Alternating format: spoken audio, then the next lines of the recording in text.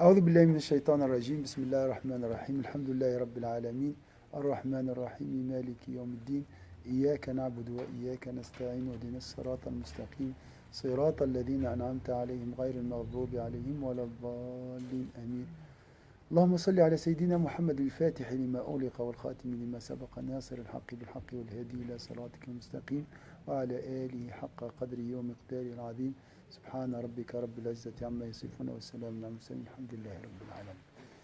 L'idée que je ne peux pas être heureux sur cette terre est démoniaque. Il faut intégrer ça dans notre cœur. L'idée que le bonheur n'est pas terrestre ou bien est impossible sur cette terre, c'est une idée fausse, démoniaque. Hein? Pourquoi? Parce que Allah nous a parlé de nafs al-mutma'inna. Allah nous a parlé de la nafs apaisée. Allah nous a parlé de l'hayat al-tayyiba. فَمَنْ يَعْمَلْ مِنَ الصَّالِحَاتِ وَهُوَ مُؤْمِنٌ فَلَنُحْيِيَنَّهُ حَيَاةً طَيِّبَةً. Celui qui œuvre, qui croit, vivra une belle vie. Donc la belle vie existe, n'est-ce pas?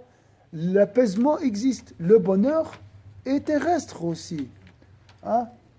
La dunya est un paradis et le paradis du croyant. Quand vous entendez le mot prison, dans le sens, elle nous éloigne du mal. Le croyant s'isole du mal, s'éloigne du mal. Quand il est dans les péchés ou bien dans la matérialité, et il est dans la prison. Mais la vie, ce n'est pas une prison pour le croyant, c'est un paradis. Sinon, pourquoi le prophète, pourquoi la croyance? C'est pour trouver le bonheur. Donc le bonheur est possible. Et qu'est-ce qu'on fait avec les malheurs? Les malheurs, c'est un bonheur, en réalité. C'est une autre version.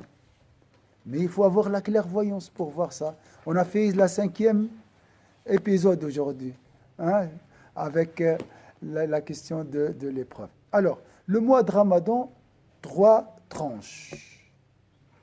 10 jours, 10 jours, 10 jours. Le chiffre 3, ça vous rappelle quoi?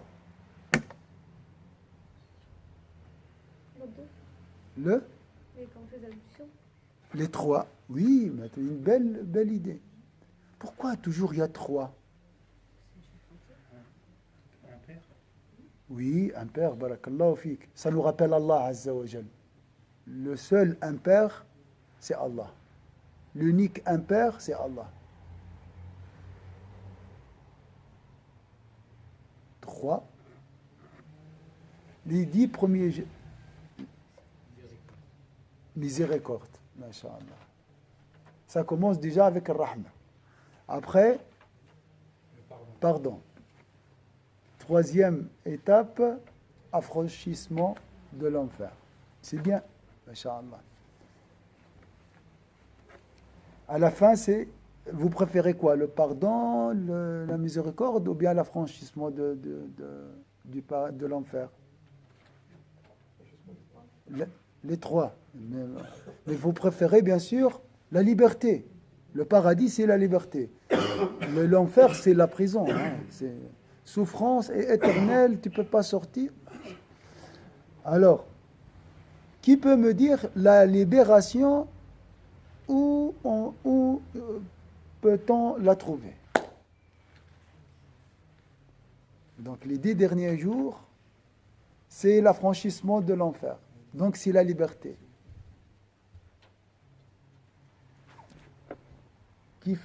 Qui peut faire le lien? Dans le dernier tiers de la nuit. Dans le dernier tiers de la nuit. Dans le dernier, oui, toujours le dernier tiers de la nuit, Allah descend, toujours. Donc, la cerise, on dit, hein, c'est à la fin. Toujours. Hein, c'est pour ça, le prophète accélère, il fait plus, hâte vers les bons œuvres. Zid. L'islam, il comporte 3 degrés. N'est-ce pas?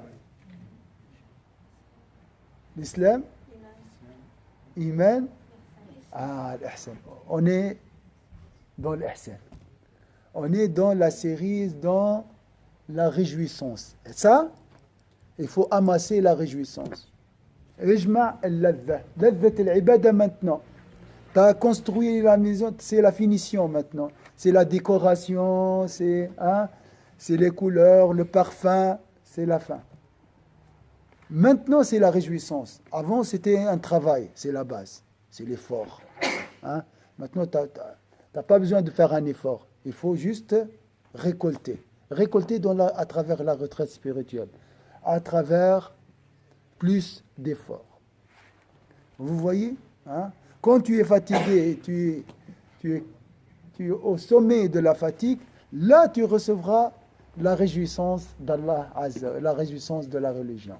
Vous voyez, à la fin.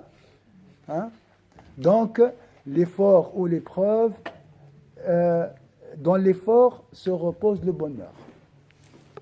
Dans l'épreuve se repose, parce que l'effort c'est quoi? C'est une épreuve. C'est une épreuve. C'est un examen. D'assister à ce cours, c'est une épreuve. Il y avait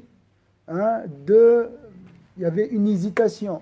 Il y a quelqu'un qui t'empêche de venir. Tu as enduré les nuisances. Et tu es venu ici. Il y a une souffrance. Mais il faut pas. En plus, tu es jeune, tout ça. Donc, c'est une épreuve, mais choisie par le fidèle. L'épreuve, quand on parle du destin, elle vient d'Allah Azza wa Jalla. Mais tout vient d'Allah Azza wa Jalla en réalité.